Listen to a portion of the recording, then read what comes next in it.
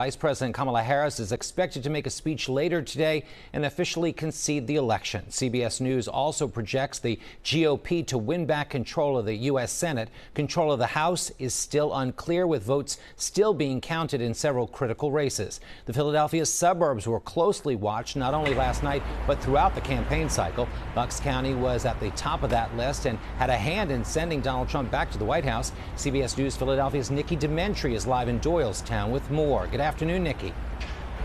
Good afternoon, Jim. A Bucks County spokesperson tells me counting wrapped up around 5 this morning. Now, with unofficial election results in here in Bucks County, the former President Donald Trump won the county by 512 votes. Now, CBS News Philadelphia cameras were at a Trump watch party in Newtown overnight when the news came down the former president won. We know Bucks is the largest swing county in the Commonwealth, so turnout yesterday here was obviously high. Bucks County is reporting about 80% of registered voters cast ballots. Throughout the morning, we've talked with supporters of both candidates and were met with varying reactions to election results. I want the country to be safe, and I feel like he was the best one to do that. And the border was a big issue for me, and that's why I voted for Trump. I think I have a 7-year-old and a 3-year-old, and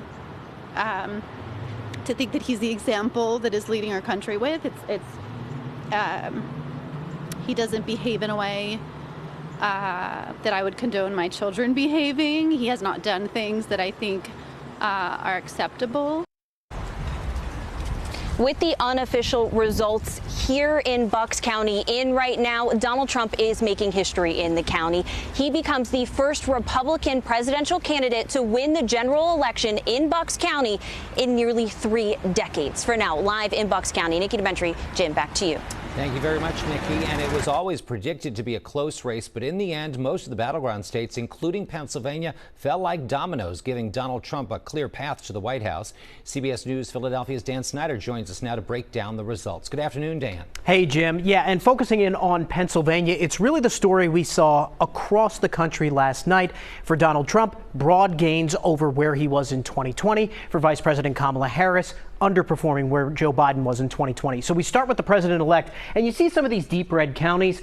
The former president, or the president-elect, really on par, only picking up a few hundred votes in those areas you probably knew he was going to win. But when we talk about some of those swing counties, Bellwether, Northampton, we've talked a lot about this. Donald Trump outperforming his 2020 numbers by about 4,500 votes. Lehigh County, that's home to Allentown, high Latino population there. Vice President Harris is going to win Lehigh County, but you see Donald Trump picked up about 5,000 votes there. Berks County, home to Reading, another high Latino population. Trump wins it again, but expands that lead by about 6,000 votes, compiling a few thousand votes here and there to get him where he was. We talked a lot about the Philly 5-county area, what that meant to Vice President Harris. Really needed to drive up the turnout there. You go to Philadelphia, there are still some votes to count here, but as it stands right now, she's about 70,000 votes off of where Joe Biden was just 4 years ago. Other counties are the same. Delaware County, she's down about 9,000. Montgomery County, down about 10,000. And we talked to Nikki in Bucks County. Donald Trump going to flip that, but not just that. He's going to add about 8,000 votes there. Harris down about 10,000 from where it was. So broad gains for Trump. Harris coming under Biden's numbers in 2020.